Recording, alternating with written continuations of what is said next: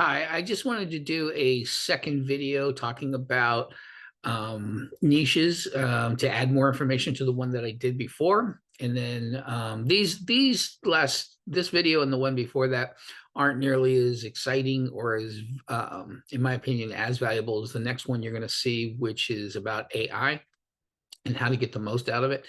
And there was still some information. That's one of the things about doing things off the cuff, where like, oh, there was this one thing that I wanted to mention I forgot to mention and stuff like that. So I'm going to provide extra value to you if you followed through with that video and watched it. And you'll notice that sometimes I go on a tangent, and the tangent provides value as well. And that, that's like, the downfall of not, scripting something out completely beforehand, but it's also benefits people who actually watch the entire video. So that's kind of cool. Okay. So we were talking about choosing a niche, and really quickly, I was explaining that, the way we did in the old days and stuff like that. So now I still think that the best way to learn copy fast is to actually get into a program where they actually will start testing your results if possible, or to start a business of your own, and hopefully an info business, so that what you're doing is spending enough money to capture names, email addresses, contact information, and stuff like that, so that you can start testing your copy in the real world. And so I'm going to talk about niches and how you can start to do that, not really in depth. I don't like making really long videos for YouTube. Okay. But this is still applicable to people who are just starting out and are trying to figure out which audiences to target for for your copywriting work. So there's lots of different ways to get your first clients and lots of different ways to grow your business. And again, I've done a whole completely separate video on that for people in one of our groups, and it's now actually been pulled, and it's a bonus for one of our offers that we did recently. And eventually one day I'll just put that out there too as well. But what I do want to explain is that, if you're doing cold outreach, like let's suppose that you are mailing to or contacting people on LinkedIn that are in the niche that you want to work in, and you're making an offer and you're trying to get them to hire you as a copywriter, you get to choose which niches you're going to go after. And I talked about going after ones with passion, but I wanted to talk a little bit more about viability and how to do this. So this time I have written a few notes just to remind me of points that I want to make. Okay, so again, it's still the fastest way to learn copy is to get in with a mentor that's actually going to run traffic to you.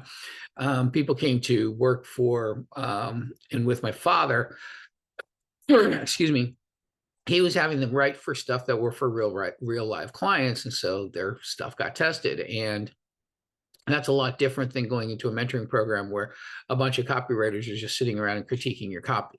That's still better than nothing, but it's still, it's not the same as somebody who's going to, or it's still not the same results as real life numbers to traffic. Okay, so but there's you can start building a list to start decide. I'm going to cover identifying niches a little bit more, but I'm also going to still talk about in this one building your own list so that you can practice at writing copy and getting real world results. Okay, so you can build your list by creating an info product, and you can create an info product using AI as long as you've done enough research and you know that subject in and out. And you should know that subject in and out before you create an info product. To not know your subject in and out and create an info product, in my opinion, is unethical. You can also do this with PLR, and you can buy, the rights to sell somebody else's stuff and rebrand it as some kind of your own info product and so forth. And then you can advertise and, share the information in groups, and then send the traffic somewhere, which we'll talk about in a second.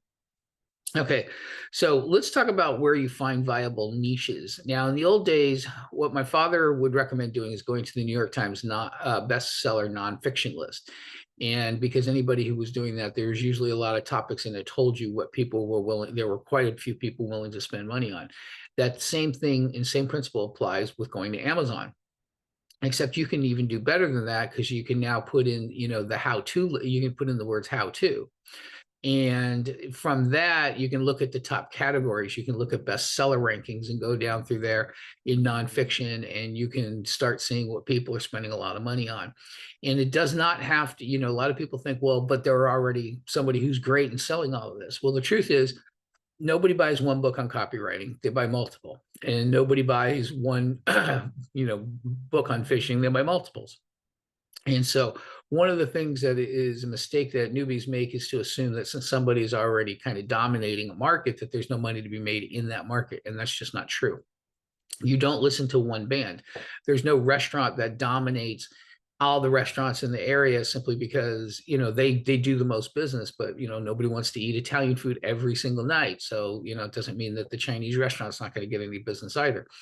So, finding niches and finding markets and stuff like that, or that are competitive, is not necessarily a bad idea for you to go after and to try and do.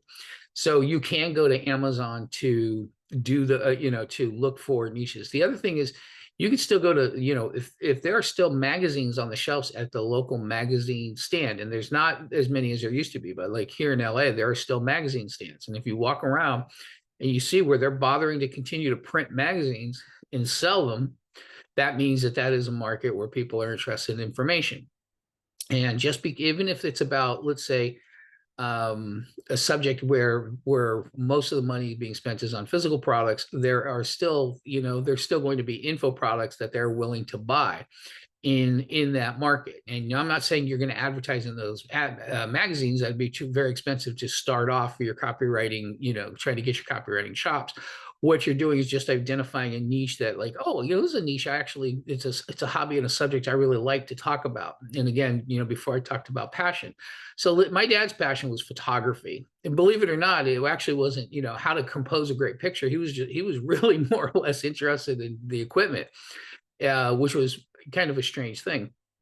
But he would go buy photographic magazines. But if you still see photographer magazines, it doesn't mean that people aren't willing to buy the books on the different subjects, like how to become a professional photographer, fast, the inside stories. And there's a couple ways to do that, by the way. And you don't just have to use AI. You can do a compilation book, or a compilation product, where you have one photographer who you invite to teach you something, and another photographer to teach you another one.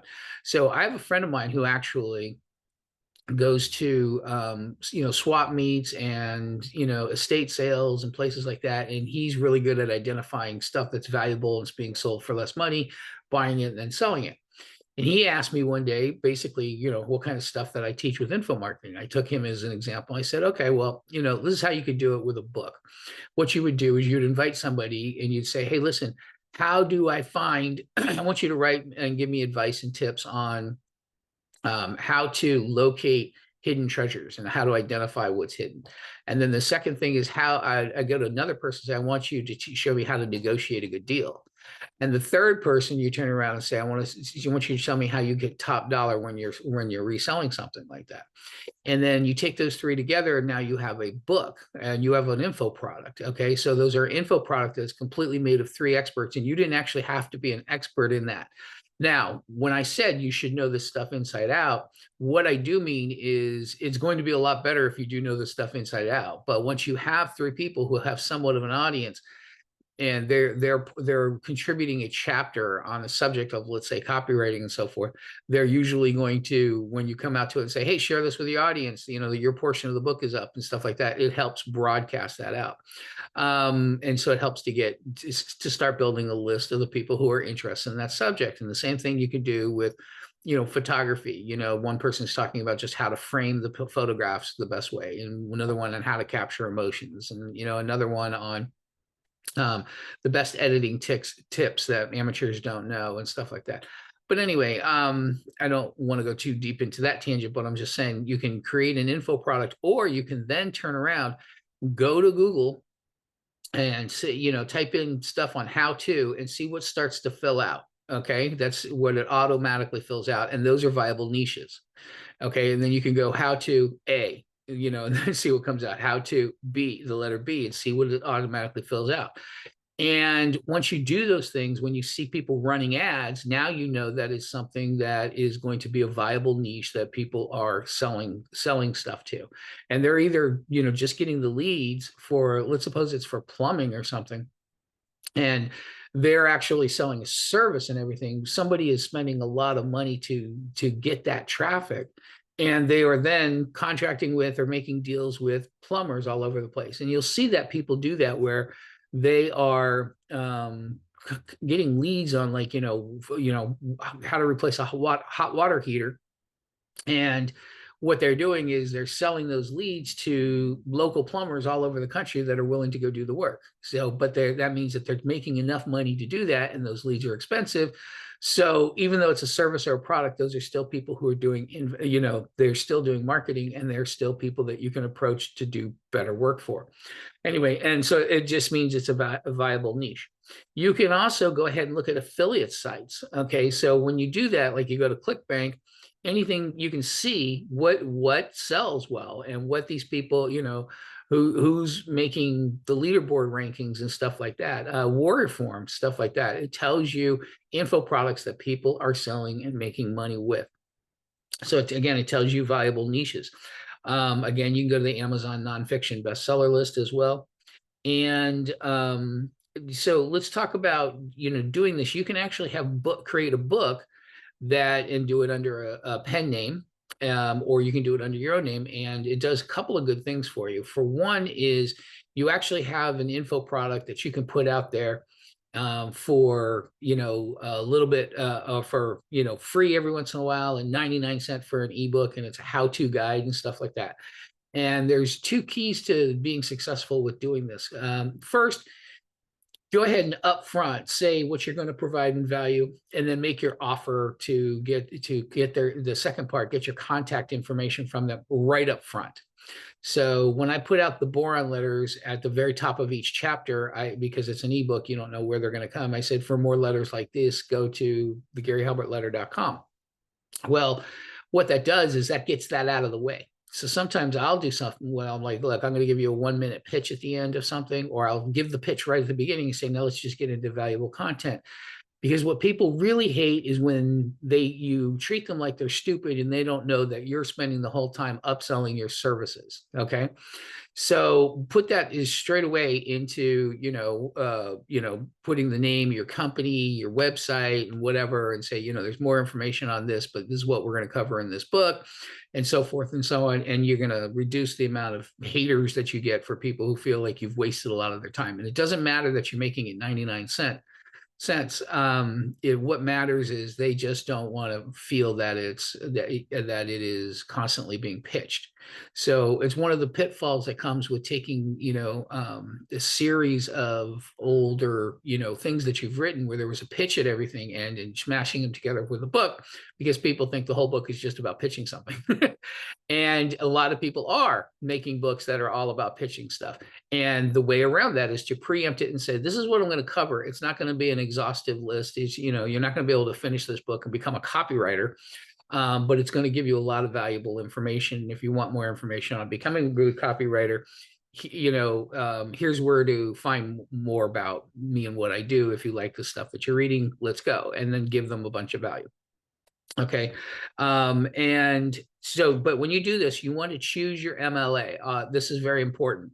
So your market level awareness, as Eugene Schwartz, some people call it market level sophistication. It doesn't make a difference what you call it. You need to address whether or not you're talking to people who are absolute beginners, people who are just, have a little bit of knowledge, but get lost in not knowing where they're going, and people who are really advanced and they're already, what they'd call, at the top level, brand aware and brand loyal. Okay.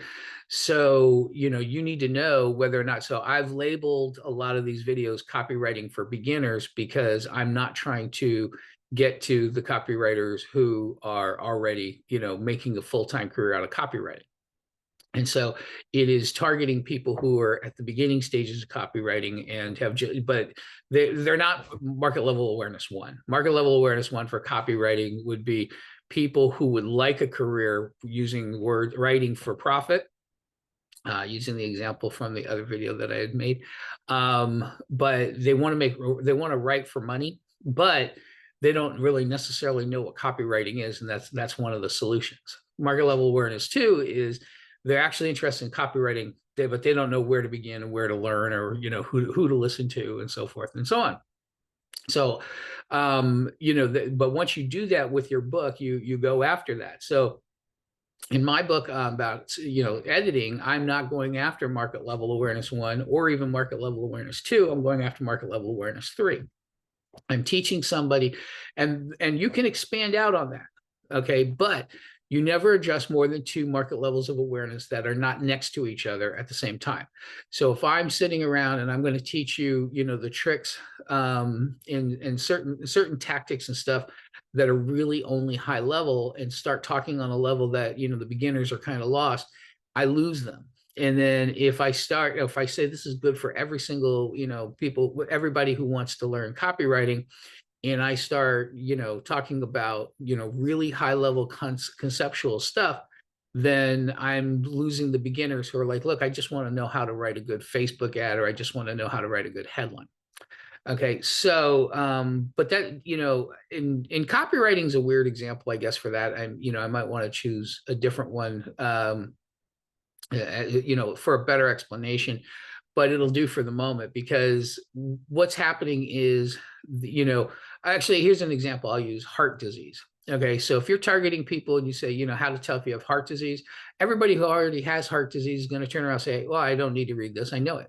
Okay, everybody's looking, we're bombarded with information, and we're always looking to find a point with what a message or something we're getting to move on, knowing that we're not going to miss something that's important to us.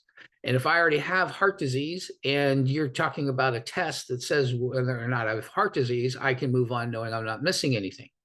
If I turn around and I say, you know, here are the top 5 cardiologists and recommended heart disease, you know, diets, or, you know, cardiologists in the city of Los Angeles or something like that, then if I don't know I have heart disease on market level awareness one, I'm not going to pay attention to that either. So that's why you always choose one main one, and you can add on and still kind of go for the second one. And this dictates a lot of your copy. I'm not going to go into it, but it dictates what's the, you know, where the majority of your testimonials should be focused. It dictates where, you know, the majority of your selling arguments are. And, you know, because you don't have to convince people with heart disease or who, you know, have a cardiologist that it's an important thing to take care of in their life. Okay. So you're not going to be making those arguments to pay attention to them. So a lot of your copy, your headline, your bullet points, your sales arguments, your, you know, your arguments to overcome objections, you know, all of that, the entire copy is going to be dictated by what market level awareness that you're going after. Anyway, so when you do this with an Amazon book, you know, to start doing that, you know, to build a list. And by the way, this is a free tactic. Another free tactic for doing this is to build your own Facebook group and then offer your PDF and your info product for free. And then give them some sort of bonus and have them, you know, people who are interested in it, and start getting contact info. And they used to say that the money is in the list. The money is now in the audience, because you now have the ability to reach people. So when Oprah was on, and you know, she could mention some books and they become automatic bestsellers. So, but she wasn't emailing anybody.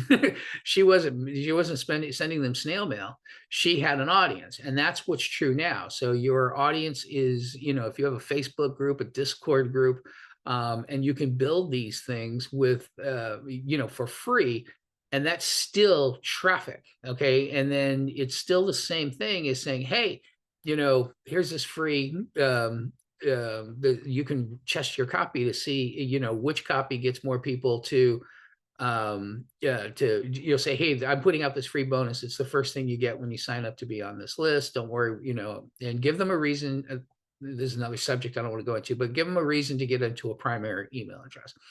And then say, you know, I'm giving out this guide ahead of time, you know, for free because I'm going to start putting it up on Amazon. And that's another way to get free traffic to then start building your list. And then once you start building your list, you can actually take other people's products and offers and start selling to them. So that's why being able to choose a niche is good, even if you're going to start doing stuff like that. Now, when it comes to building your own info business, I did say, you know, the top copywriters, and not top, I would say the richest copywriters are the ones who sell for their own, you know, businesses that they own a huge chunk of.